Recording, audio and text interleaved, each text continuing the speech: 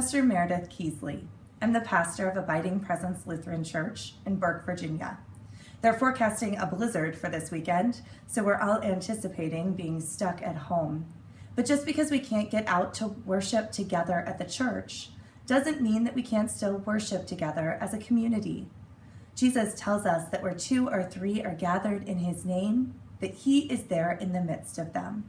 So wherever you are this weekend, I invite you to join us to worship. We gather in the name of the Father, and of the Son, and of the Holy Spirit. Amen. Let us pray. Gracious God, we give you thanks that you are present with us wherever we are and whatever we are doing. Please draw us together in the midst of the storm to worship and praise you and to remember the community that surrounds us. In the name of your Son, Jesus Christ, we pray. Amen.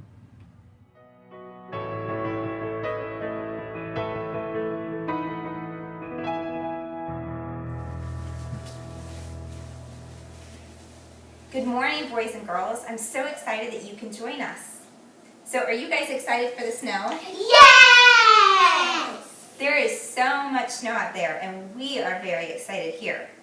And you know what? We have talked about the snow for so many days. We've gone grocery shopping, we've looked at the weather reports, we're excited that school was canceled, and so we have spent a lot of time getting ready for the snow and praying about it and doing things to prepare.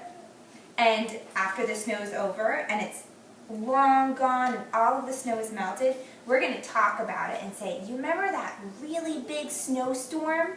Do you remember when I went sledding down the hill? And we're going to think back to the ways that God was working and he protected us. But do you know what else God is calling us to do? He's calling us to think about ways that we can serve him today and the ways that we can be God's hands and feet in the world right now. So what are some ways that we can do that? Courtney. If someone, they can't cook and they don't have enough things to make something, you can invite them over so that you can eat with them. That's a great idea. You could have someone over for dinner. What else, Zach? You could eat some snow. I'd love to eat some. Yep. So you could make a card for a neighbor. You could help them shovel their driveway. Or you could even invite another family or friend over for dinner if they're by themselves or they would enjoy being with your family. And those are ways that we can be God's hands and feet in the world today in the snow, because we can think about the way God works in our lives on other days, but he also calls us to think about today and how we can be God's hands and feet right now. So after this is over, I'd like for you to talk with your parents about a way that you and your family can be God's hands and feet in the world. So let's say a prayer together. Dear God, thank you for this magnificent snow. Please bless all who are in the snow and keep them safe. We thank you for helping us be your hands and feet in God's world right now. In your name we pray. Amen. Thank you.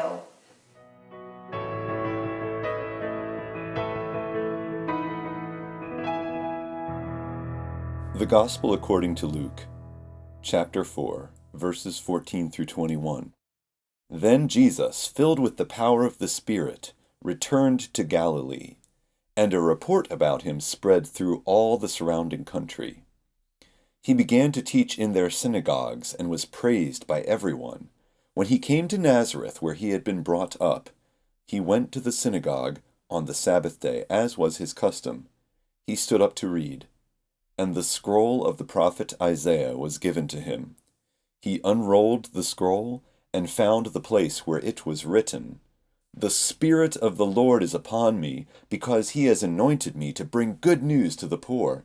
He has sent me to proclaim release to the captives and recovery of sight to the blind, to let the oppressed go free, to proclaim the year of the Lord's favor." And he rolled up the scroll, gave it back to the attendant, and sat down. The eyes of all in the synagogue were fixed on him. Then he began to say to them, "Today, this scripture has been fulfilled in your hearing." The Gospel of the Lord. Please pray with me. Come, Holy Spirit, come. Stir within our hearts that we might hear and respond to your word for us this day. Amen. There's nothing like talk of a blizzard to get people in Northern Virginia excited. All it takes is a little bit of snow falling from the sky to send Washington into utter chaos. And all week we've heard about this historic snowstorm that's been coming our way. The hype surrounding it has been huge. While we were all planning and preparing for this weekend's blizzard, though, another weather event snuck in the middle of the week. Do you remember Wednesday? There was a forecast for just a dusting of snow. All the events went on as planned. Nothing got canceled. Roads didn't even get pre-treated. And then, suddenly, we all tried to get home from work. And wasn't that a disaster? We were all so focused on what was going to happen this weekend that we failed to take notice of what was happening right before our eyes. Living in the present moment, focusing on what is before us today, is something with which many of us struggle, not just when the weather turns bad, but most of the time. I don't know about you, but it's really easy for me to get caught up with all the thoughts of what has happened, with the nostalgia of days gone by, with the idea that things were so much easier back before we had to deal with whatever the current struggle or challenge or sadness happens to be. And at the same time, it's also really easy to just want to look ahead, to jump into the future, to get excited about what's going to happen, or sometimes even to just get filled with so much anxiety about the future that we don't know what will be. So today, when we hear Jesus talk about the power of living in the present moment, we can't help but pause a minute and wonder what that really means. Scripture tells us that Jesus was filled with the power of the Holy Spirit, and that after his baptism and temptation in the wilderness, that he went home to the synagogue in which he was raised. On the Sabbath, he was the guest preacher appointed for the service, and he stood up and read from the scroll of the prophet Isaiah. He read about God's promise to bring good news to the poor, release to the captive, sight to the blind, and to let the oppressed go free. And then, when he finished reading from Isaiah, he closed the scroll and he began to preach. And he looked at his hometown congregation and he said to them, "Today, this scripture has been fulfilled in your hearing." In other words, you don't have to wait any longer for God to fulfill God's promises. God is doing it right here, right now, in me. But hearing about what God was doing in their midst, right then and there, didn't sit well with Jesus' hometown congregation. Next week when we gather for worship, hopefully back in the church all together, we'll hear the rest of the story. That after that first line of his sermon, the congregation all starts to question Jesus, asking who he thinks he is. And then they take him out and try to hurl him off the cliff outside of town. The people weren't just unimpressed with Jesus' sermon, they were offended by it. Why? Because they had been waiting generations and generations for God to show up and do God's thing. And now Jesus, that guy next door, Joseph, the carpenter's son, was telling them that he was the good news for which they had been waiting. As they looked around the synagogue that day, nothing seemed any different than any other Sabbath. So how could God be doing such a great thing in their midst? Preacher and religious scholar Diana Butler Bass suggests that by emphasizing the word today, Jesus transforms Isaiah's words, Isaiah's prophecy, into a powerful invitation for the whole community to act on behalf of God's justice. She encourages us to hear our gospel with new ears, that when Jesus says, "The Spirit of the Lord is upon me," he's telling us that it's upon us too. Because he has anointed us to bring good news to the poor. He has sent us to proclaim release to the captives and recovery of sight to the blind, and to let the oppressed go free, and to proclaim the year of the Lord's favor. Today, right here, right now, in the midst of a blizzard, God is inviting us to not just live in the present moment, but to act in it. To go out and be God's hands and feet and voice in the world. To be the church, the body of Christ. The Spirit of the Lord is upon you. It's upon us. And we are called to get to work. God's promises of old are being fulfilled right here, right now, through Jesus and the Holy Spirit, and through you too. So get out there, shovel your neighbor's sidewalk, invite someone over to dinner who can walk to your house. Use the fact that everyone's out digging out as an excuse to go meet those neighbors who you wave at but have no clue what their names are. Don't let the cabin fever set in. I know it's really hard. I have 2 little kids. But instead, try to use this time when you're all cooped up together as sacred time and celebrate that you get to be family. Use the cold weather as an excuse to snuggle in with a cup of coffee and call someone who's going through a difficult time, or who's sick, or who's grieving. Do something. Do anything in the spirit of bringing good news today, right here, right now. For God is at work in our lives and in our world, fulfilling God's promises of old. And now, God is inviting us to be part of it today. A blizzard doesn't have to stop us.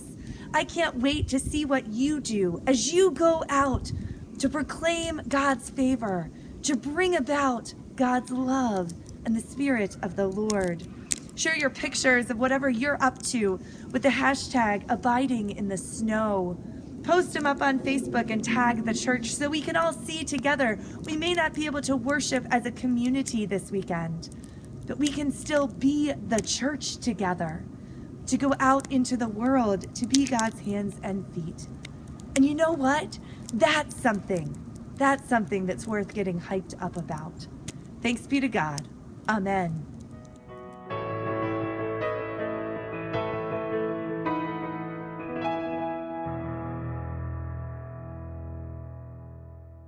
Gathered together by God's Spirit, we pray for the church, the world, and all those in need.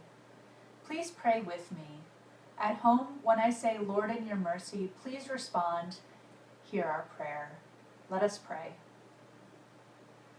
O God, we pray for an end to fear, violence, and hate in all communities, nations, and regions of the world. We pray that all of us may contribute to a more peaceful world where all are equal and respected. Lord, in your mercy, hear our prayer. We pray that those who are lonely, those who are suffering, and those who feel broken may know you are present in their pain.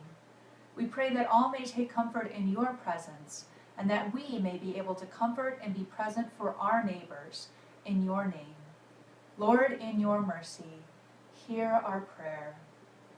In the midst of this winter storm, we pray for those who have suffered power losses, physical injury, or automobile accidents. We pray for all who have to travel in these dangerous conditions, and we pray for those who lack shelter, food, or adequate clothes in the bitter snow, cold, and wind. We pray all are safe and able to access a warm place to weather the storm. Lord, in your mercy, hear our prayer. Into your hands, gracious God, we commend all of your beloved for whom we pray, trusting in your mercy through Christ our Lord. Amen.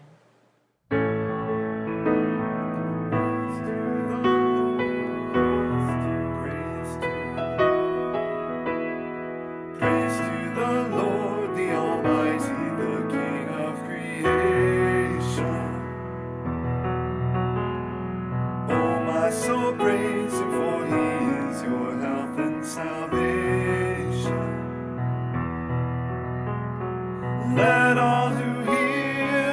now to his temple draw near, joining in glad adoration.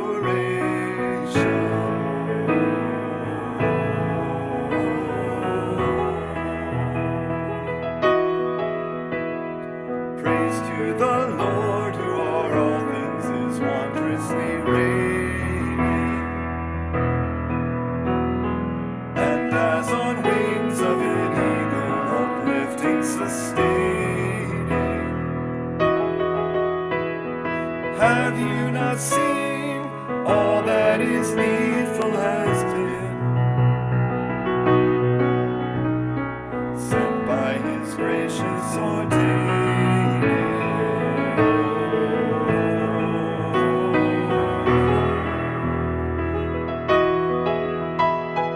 Praise to the Lord, who will prosper your work and defend you. Surely his goodness and mercy shall daily attend you. Ponder anew what the Almighty can do, if with his love he befriend you.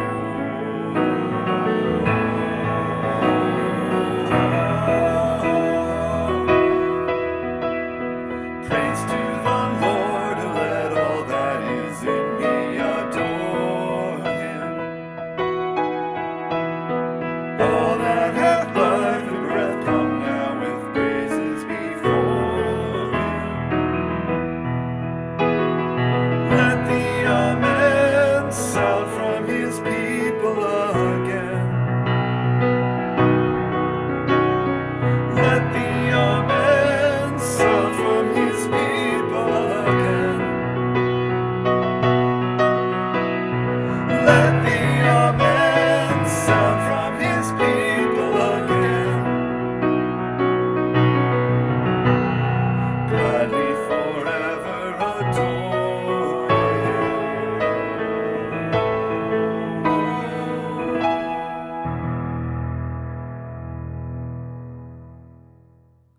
Go in peace. Serve the Lord. Thanks be to God.